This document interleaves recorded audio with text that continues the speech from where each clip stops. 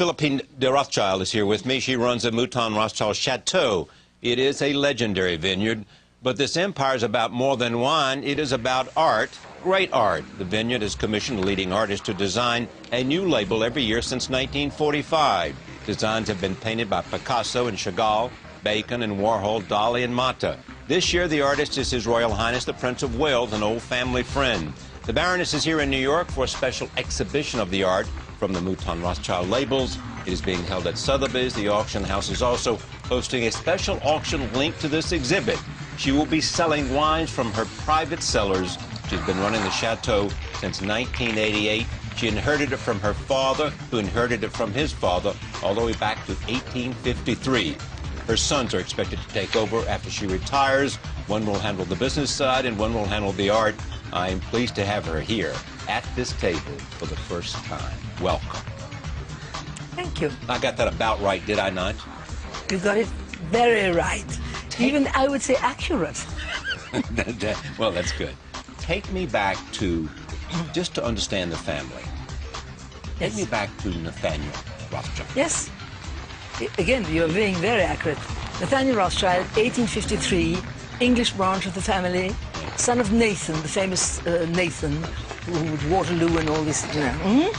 And Nathaniel bought Mouton, had married, by the way. So I always say, you know, the family is the five arrows, which are the five sons of Amschel, who left Frankfurt. I mean, one stayed in Frankfurt. They all went around Europe and created those extraordinary banks.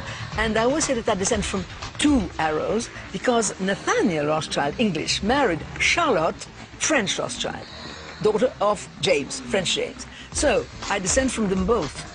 And you know, there was a lot of intermarrying in the family at the time. And so Nathaniel married Charlotte and bought Mouton in 1853, more or less for a mixture of his health, and he never set foot in Mouton, and also to have his wine, his own wine, at his own table. So Mouton really became his property on that year, which means that we had a great affair to celebrate the 150th anniversary in 2003 of Nathaniel. Then it came down directly at the fifth generation, which is me, a first woman owner. The others were men, you know. Yes. But who was your grandfather? Henry. My father, Philippe. My grandfather, Henry. My great-grandfather, James, but not the great French James, another James. And my great-great-grandfather, Nathaniel. It's very close. Yeah. Your father was the famous Baron. Oh, yes, of course.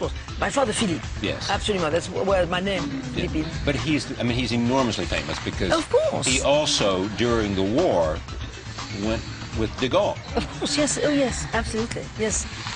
Your mother, yeah, my mother, during the war, died in concentration camp. Yes, of course. And how did you escape? I haven't.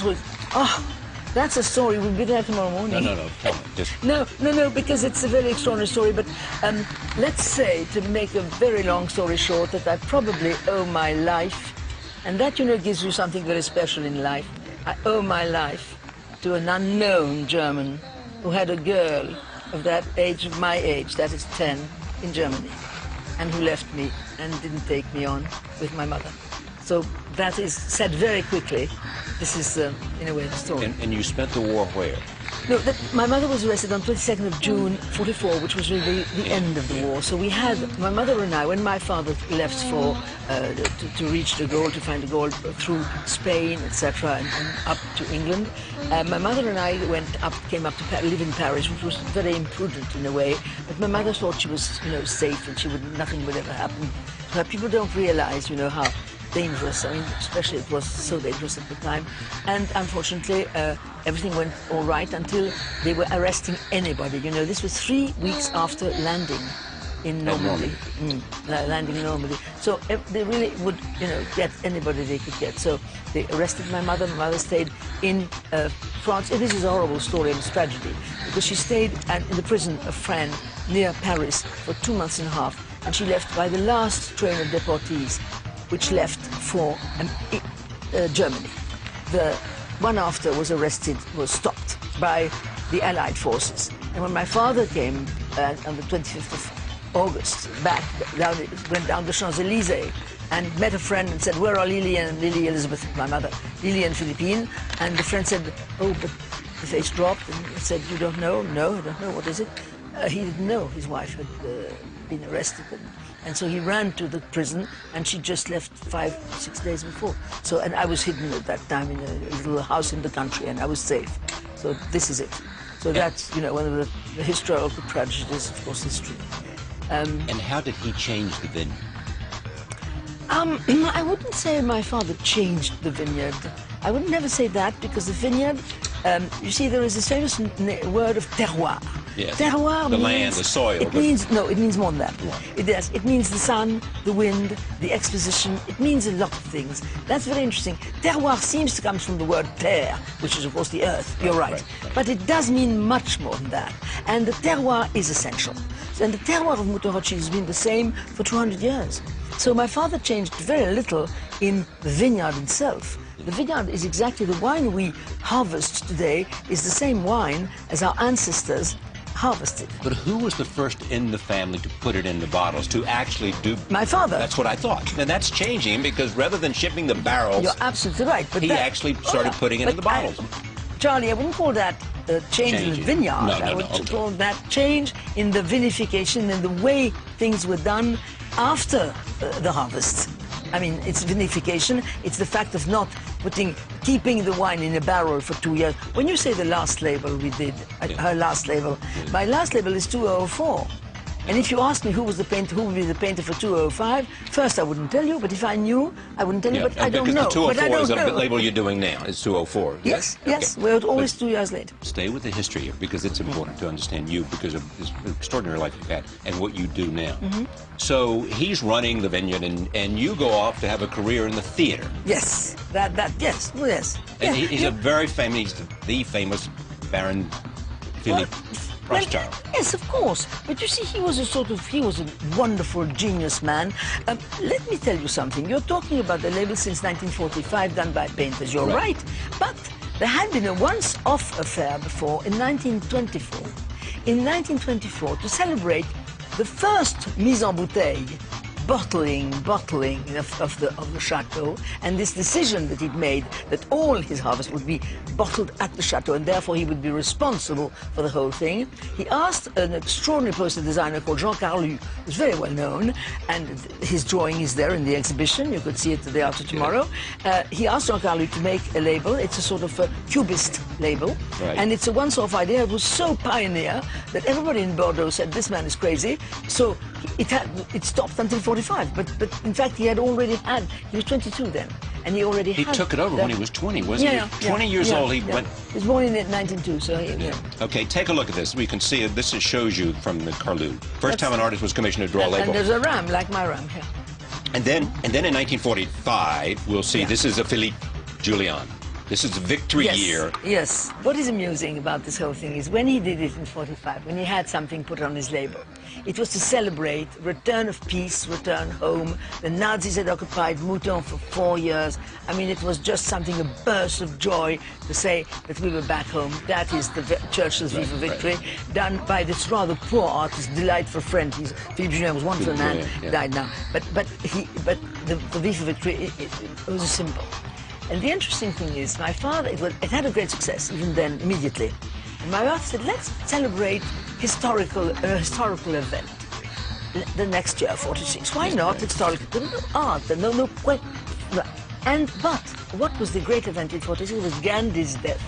Gandhi, I never tell this story, so it's interesting for me to tell it to you. Gandhi had never touched a glass of wine.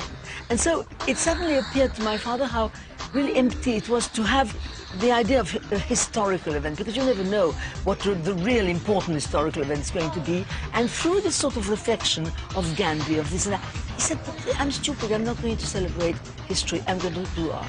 And that's how it began, in fact. So it was a sort of thing that came very slowly. And can I add something to this? For about 10 years, the artists were only friends. I mean, my father was lucky enough to have famous friends like Jean Cocteau, Léonard Fini, etc. But they were friends because no painter worthy of that name would put their signature on a bottle of wine that was going to be sold. It's very difficult to imagine this today. But a commercial art didn't exist. I mean, the painters, oh, no, that's under my standards. I can't do that. Until in 1955, And again, this is something that people don't know at all about. Georges Braque, right, who didn't even know my father, who just thought this man was doing something amusing and interesting, came to us and said to us, to my father then, and said, could I make a drawing for your label? Of course. Why not? Yes, of course, we'd be thrilled. Immediately, yes. And since then, they all came in. Since Braque had decided to do it, all the great painters, Masson, Villon, Dali, Henry Moore, everybody came into Picasso. it. Picasso much later, but they came into the picture. It's very interesting. Is anybody you wanted to do this refused to do it? Any great artist that you felt would be perfect and said, no, it's not for me? No, not yet. But I'm expecting it can happen. Why did they do I'm thinking, it? it's the other way around, actually, funnily enough. Sometimes my father was a bit naughty with painters. There's a man, a very well-known painter called Wasser, who died now. And he had done a painting for Mouton a long time ago, 25, 30 years ago. My father didn't like it, and so Wasser came. And Wasser, on an exhibition he'd done in Paris, he put the painting, and he put underneath the painting, this painting was refused by Philippe de Rothschild for Mouton. So everybody was a great joke, which is true. There's also this part of the history, the idea of achieving first run. You mean that Mouton was classified first growth? First growth, yes. Oh, first growth, sorry. First growth. Yeah. That's quite true. In fact, Mouton had been classified in the 1855 classification as first of the seconds, right, which was a funny thing, a strange thing. I've always wondered why, and I think that there's a lot to do with this, you know, the Bordeaux people were very stuffy, and this Jewish, what is this Jewish Englishman who bought this place? What is this? You know, there was something like that. Maybe that Mouton wasn't classified first in 55. So when he was first growth. Yes, first growth. With the four others, Lafitte, Latour, Lafitte belongs to my cousins, of course, Lafitte Rothschild, Latour, Margot, and O'Brien. And in fact, when it was classified in 1973, in fact, most people thought that it was quite normal in a way, because you know, it's a market that makes, which is normal, that makes the law. And Mouton was already selling long before 1973 for as much money as the other ones. Okay. You were, as I said, an actress. Mm-hmm. Definitely. Had no intention to run the venue. I'm not someone who looks into the future so much. I always live what's going on. My father was totally responsible. Great man, great relationship with him. But he was a guru. I mean, you can't have two people responsible for something like that. So it didn't cross my mind that I was going to run Mouton. I knew that some very far away day it might happen. But my life wasn't made around that. And Mouton was always my holiday place. I always say my holiday place has become my working place. But it's always Mouton. I mean, I was there when I was a very little girl. I mean, I was already, you know, I was acting in Mouton with all the little girls around. Yes. I was producing plays when I was 10, you know, tragedies, of course. I was doing the king. I was acting the king. That was when I was a little girl. But I always wanted to be in the theatre. I mean, the theatres, I can't remember not being in the theatre. People say, well, how did you? No, I never thought. It just was obvious. So how did you come to... The only thing is my father said, if you're going to do it as better than others, because you can't take people's money, you know, and you're going to be paid for, so you must do it well. And he was right. That was part of his value system. If you're going to do something, do it well and be number one.